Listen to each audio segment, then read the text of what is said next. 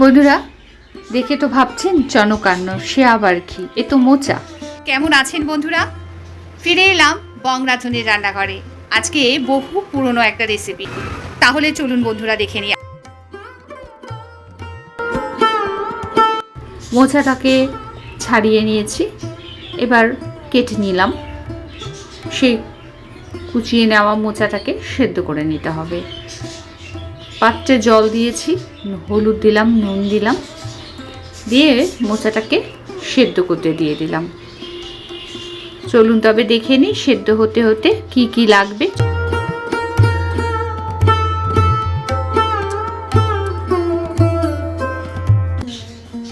গোবিন্দভোগ চাল, নুন, চিনি, শুকনো লঙ্কা, তেজপাতা, দারচিনি, ছোট এলাচ। লাগবে মৌরি, সাদা জিরে, আর লাগবে গরম মশলার গুঁড়ো, হলুদ গুঁড়ো, ধনের গুঁড়ো, লঙ্কার গুঁড়ো, কাশ্মীরি লঙ্কা, জিরের গুঁড়ো, লাল লঙ্কার গুঁড়ো। বন্ধুরা লাগবে রিফাইন তেল, সাদা তেল, লাগবে ঘি। এতক্ষণে মোচাগুলো সেদ্ধ হয়ে গেছে, তুলে নেব জল থেকে। মোচাটা তুলে নিয়ে জল ঝরিয়ে নিচ্ছি। অন্য একটা পাত্রের মধ্যে সাদা তেল আর ঘি একসাথে মিশিয়ে নিয়ে দিয়ে দিলাম গোবিন্দভোগ চাল, আর সেই গোবিন্দভোগ চালটাকে ভালো করে ভেজে নিলাম। মিক্সিং বলে জল ঝরানো মোচাটা নিয়ে দিয়ে দিলাম নুন, গরম মশলা, ধনের গুঁড়ো, জিরের গুঁড়ো, হলুদ, কাশ্মীরি লঙ্কার গুঁড়ো, লাল লঙ্কার গুঁড়ো, সব কিছু দিয়ে একবারে ভালো করে এটাকে মিশিয়ে মেখে নিতে হবে।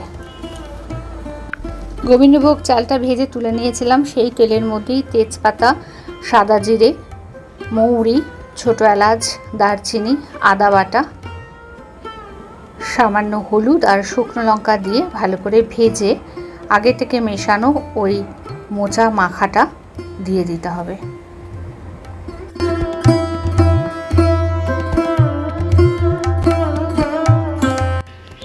মোচাটা যখন ভালো করে মশলাগুলো মেশানো ভাজা হয়ে গেছে, এই সময় দিয়ে দিতে হবে গোবিন্দভোগ চাল, যেটা আমি ভেজে তুলে রেখেছিলাম আগের থেকে। ব্যাস, মোচার সাথে যখন গোবিন্দভোগ চাল মিশে গেল, চালটা যখন ফুটে উঠবে তখনই কিন্তু এটা অন্নে পরিণত হবে, তাই চনকান্ন। গোবিন্দভোগ চালের রেসিপিতে কিশমিশ খাটে, তাই কিছুটা কিশমিশ দিয়ে দিলাম। সামান্য জল দেব, দিয়ে এটা নেড়ে চেড়ে ঢাকা দিয়ে দিতে হবে। পরিমাণে নুন আর মিষ্টিটা দিয়ে দিলাম। 5 থেকে 7 মিনিটের মধ্যেই যখন এটা হয়ে গেছে, দেখুন এটা যতটা জল দিয়েছিলাম সব জলটুকু টেনে নিয়েছে, চালটা সেদ্ধ হয়ে গেছে। একটু ড্রাই করব, উপর থেকে ঘি, গরম মশলা দিয়ে দেবো। তৈরি হয়ে যাবে আজকে চনকান্ন। মোচার খোলাতেই পরিবেশন করা যায় বন্ধুরা রেসিপিটা। আমার ভিডিওটা দেখে আপনাদের যদি একটু ভালো লাগে, আমার পরিবারের একজন হতে ইচ্ছে হয়, তাহলে অবশ্যই সাবস্ক্রাইব করে পাশে থাকা বেল আইকনটির অল ক্লিক করে দেবেন।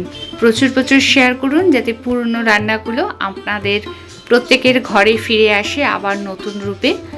তাই আজকে এই রেসিপি আপনাদের জন্য। ভালো থাকবেন, সাথে থাকার জন্য ধন্যবাদ।